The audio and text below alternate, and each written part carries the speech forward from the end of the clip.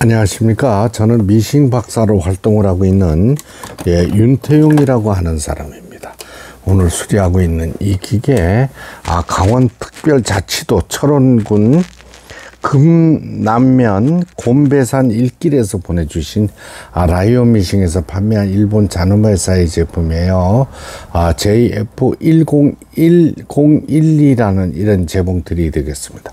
이분께서는 이제 장시 오랜 세월 사용을 하지 않으셨던 거예요. 고장 의심 증상이라 그래가지고 이렇게 직접 메모를 해 주셨습니다. 밑실이 엉켜나와 바느질이 안 되고요.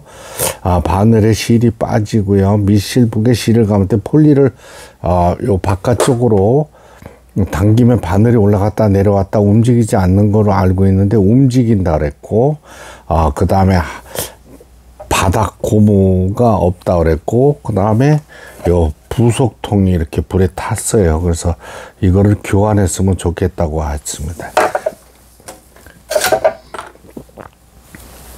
수리를 마치고 하나씩 테스트를 해보도록 하겠습니다. 일단은 이제 가장 중요한 것이 재봉기 사용하는 순서인데요.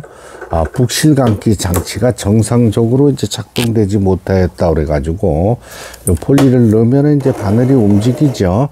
폴리를 당겨서 빼면 북실만 감기도록 이렇게 조정을 했습니다. 요거는 이제 커버를 빼서 폴리를 빼내서 이제 수리를 하는 과정이 되겠고요.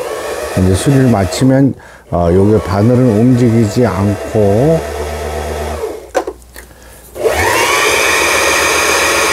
북실을 감을 수가 있는 겁니다.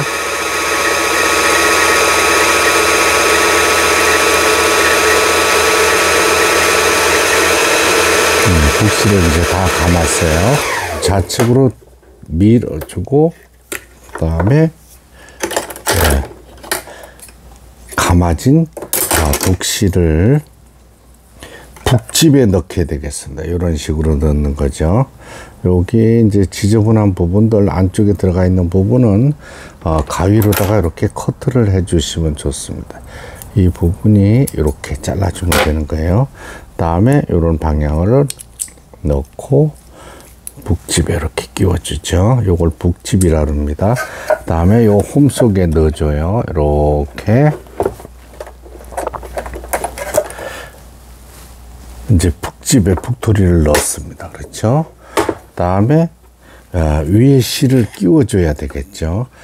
위에 실을 실패에 끼우고 1번, 2번, 3번 화살표 돼 있죠. 올라갑니다. 그 다음에 실체기를 돌려서 위로 올라오고 안에서 바깥쪽으로 이렇게 끼워 주겠습니다. 하나, 둘. 요 기계는 생산된 지가 한 15년 정도 된 이런 기계가 되겠습니다. 그러면 이제 바늘에 실을 끼울 때는 앞에서 뒤로 끼워 줍니다.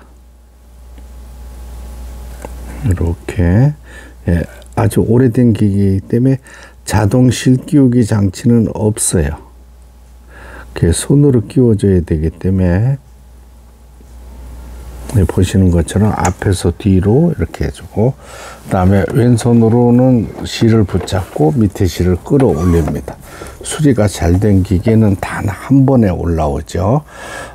그 다음에 이제 문제가 됐던 부분, 요거에 이제 불에 탄 부분, 제가 이제 부품을 모두 찾았는데 오래된 기계에서 부속이 없어요. 그래서 제가 가지고 있는 요거 부속통을 찾았습니다. 그래서 이렇게 끼워서 원하시는 대로 교체해서 보내드리고, 그 다음에 요게 밑에 부분에 2개의 고무 베킹이 빠졌네요.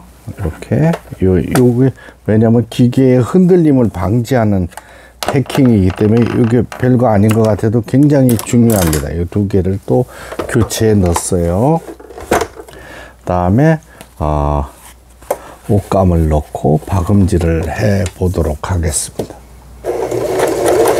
이제 후진할 때 쓰는 거고, 요거는 바느질 간격이에요. 땀수 넓게 할 거냐 촘촘하게 할 거냐 요런 기능이 되는 거고, 그 다음에 요거는 선택 다이얼입니다.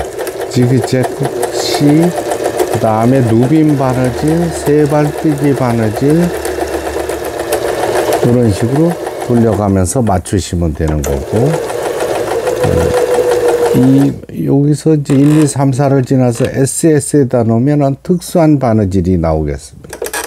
여기 보면은 삼중겹 직선 바느질, 삼중겹 지그재그 바느질, 그물무늬 바느질, 오버록, 가장 중요한 오버록 패턴이 G번에 있네요. 요게 이제 무늬, 요게 기능들입니다. 옷감의 가장자리가 풀리지 않도록 해주는 오버록 스티치 바느질까지, 요 오버록 스티치까지 이제 성공적으로 박음질이 돼서 나오고 있습니다.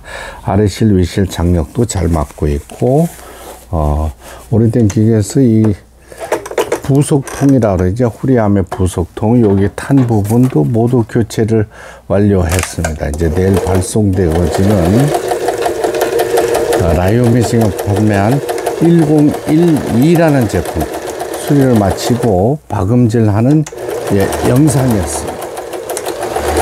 끝까지 시청해 주셔서 대단히 감사합니다. 구독, 좋아요 눌러주시면 더 좋은 영상으로 보답하겠습니다.